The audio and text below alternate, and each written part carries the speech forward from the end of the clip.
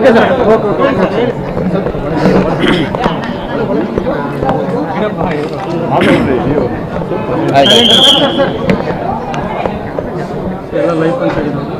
ದಿನ ಬೆಳಗ್ಗೆ 10:45 ಸಮಯದಲ್ಲಿ ನಮ್ಮ ಹುಬ್ಬಳ್ಳಿ ಧಾರವಾಡ ನಗರ ಕಮಿಷನರೇಟ್ ವ್ಯಾಪ್ತಿಯ ಅಶೋಕ್ ನಗರ ಪೊಲೀಸ್ ಠಾಣಾ ಸರಹದ್ದಿನಲ್ಲಿರುವಂತಹ ವಿಜಯನಗರ ಅನ್ನುವಂಥ ಒಂದು ಏರಿಯಾದಲ್ಲಿ 5 ವರ್ಷ ವಯಸ್ಸಿನ ಒಂದು ಮಗುವನ್ನು ಯಾರೋ ಎತ್ಕೊಂಡು ಹೋಗಿದ್ದಾರೆ ಅಂತಂದು ಅಲ್ಲಿ ಸ್ಥಳೀಯವಾಗಿ ಭಾಳಷ್ಟು ಗೊಂದಲ ಕ್ರಿಯೇಟ್ ಆಗಿತ್ತು, ಆತಂಕ ಕ್ರಿಯೇಟ್ ಆಗಿತ್ತು. ಮಗು ಮಿಸ್ಸಿಂಗ್ ಆಗಿದೆ ಅಂತ ಹುಡುಕಾಡುವಂಥ ಸಂದರ್ಭದಲ್ಲಿ ಆ ಮಗು ಎಲ್ಲಿಂದ ಮಿಸ್ ಆಗಿತ್ತೋ ಆ ಒಂದು ಜಾಗದ ಆಪೋಸಿಟ್ ಇರುವಂಥ ಶೆಡ್ಡಲ್ಲಿ ಆ ಮಗುವಿನ ದೇಹ ಸಿಕ್ಕಿದೆ. ಇಮಿಡಿಯೇಟಾಗಿ ಅಲ್ಲಿಂದ ಮಗುವನ್ನು ಆಸ್ಪತ್ರೆಗೆ ಶಿಫ್ಟ್ ಮಾಡಲಾಗಿ ಆ ಮಗು ಮೃತ ಹೊಂದಿದೆ ಅಂತಂದು ಹೇಳಿದ್ದಾರೆ KMC ಹಾಸ್ಪಿಟ್ಲಲ್ಲಿ. ಅದಾದ ನಂತರ ಅಲ್ಲಿ ನಮಗೆ ಸಿಕ್ಕಂಥ CCTV ಫುಟೇಜು ಮತ್ತು ಅಲ್ಲಿ ಸ್ಥಳೀಯರ ಒಂದು ಲೀಡ್ಸ್ ಮೇಲೆ ಆರೋಪಿಯನ್ನು ವಶಕ್ಕೆ ಪಡೆಯಲಾಗಿತ್ತು. ಆರೋಪಿಯನ್ನು ವಶಕ್ಕೆ ಪಡೆದು ನಿರಂತರ ಒಂದು 3-4 ಗಂಟೆಗಳ ಕಾಲ ವಿಚಾರಣೆ ಮಾಡಿದಾಗ್ಯೂ ಕೂಡ ಆತ ಕೆಲವು ಡೀಟೇಲ್ಸ್ ಹೇಳಿದ್ದಾನೆ. ಮತ್ತು ಅದು ಕನ್ಫರ್ಮೇಟರಿಯಾಗಿ ನಮಗೆ ಎಸ್ಟಾಬ್ಲಿಷ್ ಮಾಡಲಿಕ್ಕೆ ಬೇರೆ ಯಾವುದೇ ಒಂದು ದಾಖಲೆಗಳು ಆ ವ್ಯಕ್ತಿ ಐಡೆಂಟಿಟಿಯನ್ನು, ಆತ ಕೃತ್ಯವನ್ನು ಎಸಗಿರುವಂಥದ್ದು ಪತ್ತೆಯಾಗಿದೆ ಮತ್ತು CCTV ಸಿಕ್ಕಿದೆ, ಭಾಳ ಸ್ಪಷ್ಟವಾಗಿ ಸಿಕ್ಕಿದೆ.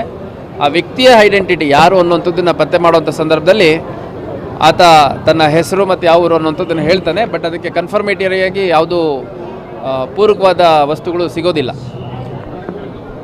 ವಿಚಾರಣೆಯಲ್ಲಿ ಆ ವ್ಯಕ್ತಿ ರಿತೇಶ್ ಕುಮಾರ್ ಅಂತ, ಸುಮಾರು 35 ವರ್ಷ, ಬಿಹಾರ್ ಮೂಲದ ಪಟ್ನಾದಲ್ಲಿರ್ತಾನೆ. ಮತ್ತು ಕಳೆದ ಕೆಲವು ವರ್ಷಗಳಿಂದ ಮನೆಯಿಂದ ಹೊರಗಡೆ ಇದ್ದಾನೆ. ಮತ್ತು ಯಾವ್ಯಾವ ಊರುಗಳಲ್ಲಾಗುತ್ತೋ ಅಲ್ಲಲ್ಲೇ ಕೆಲಸ ಮಾಡಿಕೊಂಡು ಅಲ್ಲೇ ಊಟ ಮಾಡಿಕೊಂಡು ಅಲ್ಲೇ ಮಲಗುವಂಥದ್ದು ಆ ಥರ ಎಲ್ಲ ಮಾಡ್ತಾಯಿದ್ದ. ನಮ್ಮ ಹುಬ್ಳಿಗೆ ಕೂಡ ಸುಮಾರು ಒಂದು 2-3 ತಿಂಗಳ ಹಿಂದೆ ಬಂದಿದ್ದಾನೆ ಅನ್ನುವಂಥದ್ದು ಅವನು ಮಾಹಿತಿನ ಡಿಸ್ಕ್ಲೋಸ್ ಮಾಡ್ತಾನೆ. ಆಮೇಲೆ ಅವನೆಲ್ಲ ವಾಸ ಮಾಡ್ತಿದ್ದ ಅಂತಂದ ಕೇಳಿದಂಥ ಸಂದರ್ಭದಲ್ಲಿ ತಾರಿಹಾಳ್ ಬ್ರಿಡ್ಜ್ ಹತ್ತಿರದಲ್ಲಿರುವಂಥ ಒಂದು ಅಬಾಂಡನ್ ಹೌಸಲ್ಲಿ ನಾನು ಉಳ್ಕೋತಾ ಇದ್ದೆ ಅನ್ನೋಂಥದ್ದನ್ನು ಹೇಳ್ತಾನೆ. ಆ ಒಂದು ಮಾಹಿತಿಯ ಮೇರೆಗೆ ಆ ವ್ಯಕ್ತಿಯದು ಆಧಾರ್ ಕಾರ್ಡ್ ಆಗಲಿ ಅಥವಾ ಒಂದು ಬೇರೆ ಏನಾದರೂ ಐಡೆಂಟಿಟಿ ಅಥವಾ ಅವನು ಯಾರ ಜೊತೆ ಇದ್ದಾನೆ, ಅವನು ಬ್ಯಾಕ್ ಹೋಮ್ ಯಾರ್ಯಾರ ಜೊತೆ ಇರ್ತಾನೆ, ಅದನ್ನು ಎಸ್ಟಾಬ್ಲಿಷ್ ಮಾಡಲಿಕ್ಕೆ ಅಂತ ಅಲ್ಲಿಗೆ ಸ್ಥಳಕ್ಕೆ ಕರ್ಕೊಂಡು ಹೋದಂಥ ಸಂದರ್ಭದಲ್ಲಿ ಏಕಾಏಕಿ ಆ ಸ್ಥಳದಲ್ಲಿ ನಮ್ಮ ಪೊಲೀಸ್ ವಾಹನದ ಮೇಲೆ ಕಲ್ಲನ್ನು ತೂರಿ ನಮ್ಮ ಸಿಬ್ಬಂದಿಗಳು ಅಧಿಕಾರಿಗಳ ಮೇಲೆ ಹಲ್ಲೆ ಮಾಡಿ ಓಡೋಗ್ಲಿಕ್ಕೆ ಪ್ರಯತ್ನ ಮಾಡಿದಂಥ ಸಂದರ್ಭದಲ್ಲಿ ಅಲ್ಲಿ ಸ್ಥಳದಲ್ಲಿದ್ದಂಥ ನಮ್ಮ ಮಹಿಳಾ ಪೊಲೀಸ್ ಅಧಿಕಾರಿ PSI ಅನ್ನಪೂರ್ಣ ಅನ್ನುವಂಥವರು ಏರ್ ಫೈರ್ ಮಾಡಿ ಅವನ್ನ ಓಡೋದನ್ನು ರುಕೋ ಮತ್ಬಾಗೋ ಅಂತಂದು ಹೇಳ್ತಾರೆ.